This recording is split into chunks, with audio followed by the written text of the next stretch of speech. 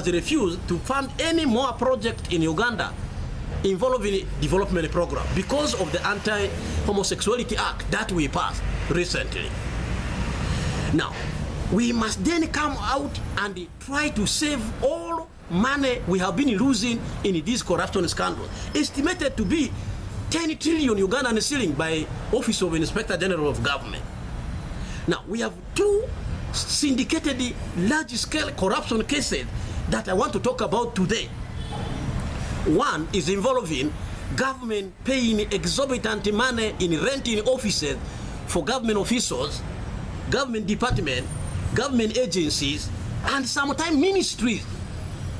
Now, on the 4th of August 2021, the former permanent secretary of Ministry of Trade wrote a supplementary request to permanent secretary Ministry of Finance asking for money for a chain of activities, one of which include 80 billion for transferring Ministry of Trade from Farmers House to Kingdom Hall of Sodiru area at a cost of 80 billion rent per annum, and to be rented for 10 years, which means the taxpayer, we are said to lose 80 billion Ugandan cedi in renting Kingdom Hall of Sodiru area. The same Sodiru area is having parliament, is accommodating parliament. Parliament of the Republic of Uganda is paying Sodiru area over 800 million per month in renting offices for some MPs there. Ministry, presidential advisors are being housed there. Some commissioners are being housed there. The question I have is this the Sodiru de Muindi, or there is another Sodiru, a black Sodiru, behind this Sodiru de Muindi? Why is it only Sodiru having all these government deals involving office spaces? Why is it only Sodiru's houses that are being rented? Why not for harm?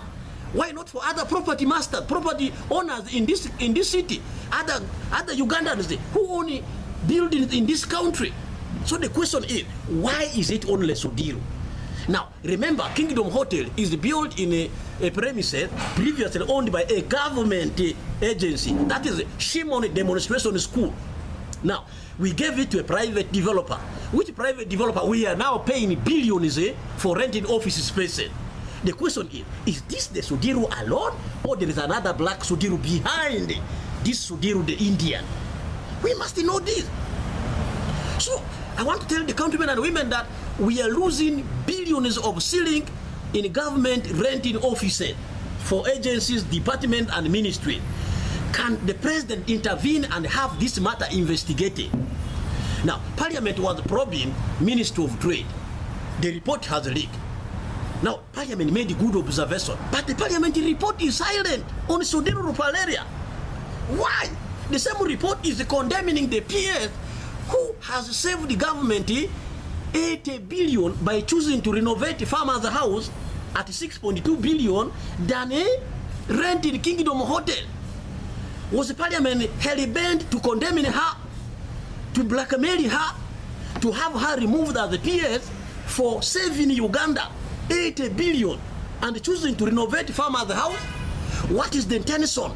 That we should remove her and then have a PS there who will agree to the deal, and then the Ministry of Trade moves to Kingdom Hotel, a private building than a government building, the Farmers House. The other clients in Farmers House, Ministry of Public Service, Ministry of, I said Public Service Commission, Education Service Commission are housed in Farmers House. Have they ever complained that the building is dilapidated, that they want to leave? Have they made any request of budget to Parliament or to government to leave that place? If not, who is complaining on behalf of Farmers House? What is the interest of that person? So I want to tell the countrymen and women that 3 ministers and some technical officials in the Ministry of Trade are behind that deal to transfer Ministry of Trade from Farmers House to Kingdom Hotel at a commission that they were going to earn about 24 billion in the 10 years. 24 billion can build 2 serious district hospitals in Uganda. 24 billion. The environment district without a district hospital.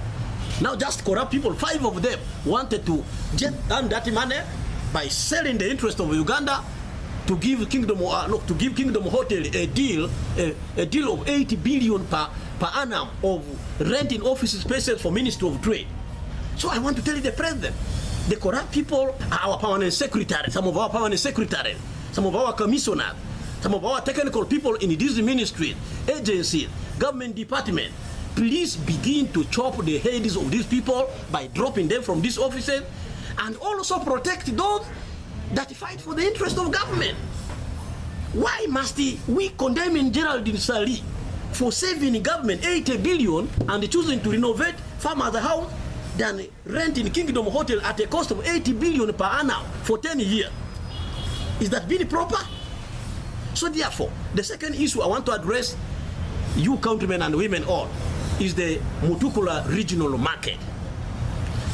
These corrupt officials in government grabbed the government land in Sango Bay, over 200 acres, registered it in a private name of a dealer of pumpkin flour in Rubaga here, called Karamoja, who is the decoy, the owner, made him to become the founder and owner of a fake market called the Mutukula Regional Market, where they claim that they want to establish an international market to connect ECOWAS, to connect Economic Community of Central African States, to connect SADC, East African Community, that they want to put investment there worth 269 billion US dollars. Countrymen, 269 billion US dollars is the combined GDP of all the countries in East African Community. I don't know whether these people wanted to build a Dubai in a Chotera. I don't know whether these people wanted to build a London in a Chotera. So therefore, this is a fake deal. And again, it involves 3 senior ministers, one at the level of Deputy Prime Minister. It involves commissioners in the Ministry of Trade. It involves technical officers in the Ministry of Trade. Now, I want the president to wake up and become very serious. All ministers involved in corruption thing, drop them. You cannot sit near somebody who's very smelly. Somebody who sits near cannot sit on a table of cabinet to discuss about Uganda. The same person is abusing. What kind of interest will that person have? What kind of discussion? Karamoja.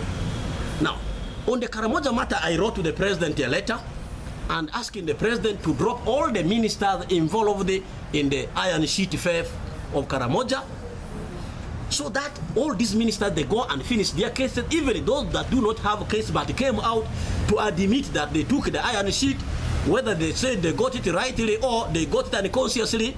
You cannot get a government thing, you cannot get a property unconsciously. Receiving it itself is conscious act. So therefore, government should drop all those ministers from cabinet. Let us clean this country, save the image of this country, save money that we can use for development program. Are they smelly ministers? Yes? Are they smelly ministers? They are smelly, of course. That and the images. It is a public thing. It is not a secret. They came out to admit that they took the iron sheet. Admission is itself for guilty pleading. So why should the president remain with such a person in the cabinet? Really, to sit near a fountain of honor when you have a darkened image? More so, the Karatuna, the Karamoja have not received the iron sheet. Where are they? This program was supposed to be for 18 months. Now the period is over. Nothing has been done. So who is going to account for this money? So the first accountability should be by the president taking political action by dropping these people. Let us send a stronger message to these people that, you know what? You are not just going to steal taxpayers' money without consequences. Rural City, with the World Bank loan, by the way, regional a market, a big market there with World Bank loan. 200 original vendors in the taxi park. We are supposed to get stalls. Only 100 were given a stall.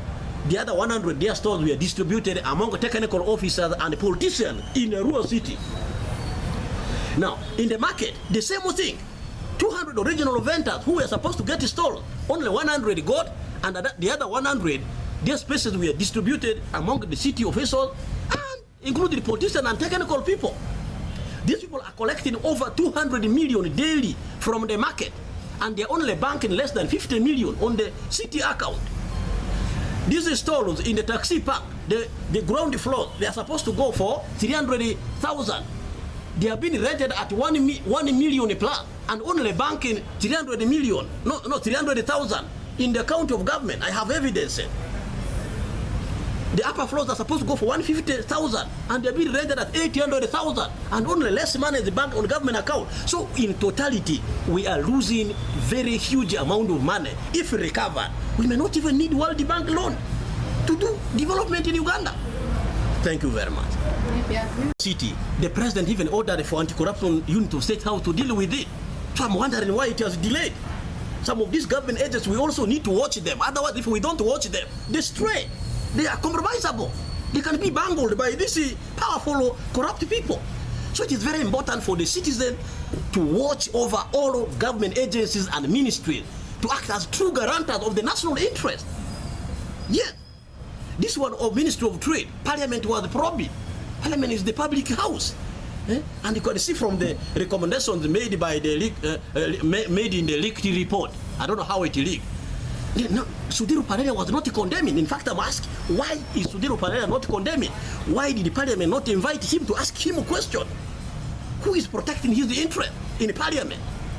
And why? Is that national interest or not? So in a nutshell, some of these cases are before these anti-corruption agencies, but we the citizens must watch over them to ensure that they don't err, to ensure that they fast track these cases, because they are bound to compromise it, and they are bound to failure if we don't really back them up. I thank you very much. The former permanent secretary of Ministry of Trade, Madam Grace Adong Choda, wrote a supplementary request to permanent secretary requesting for money for a chain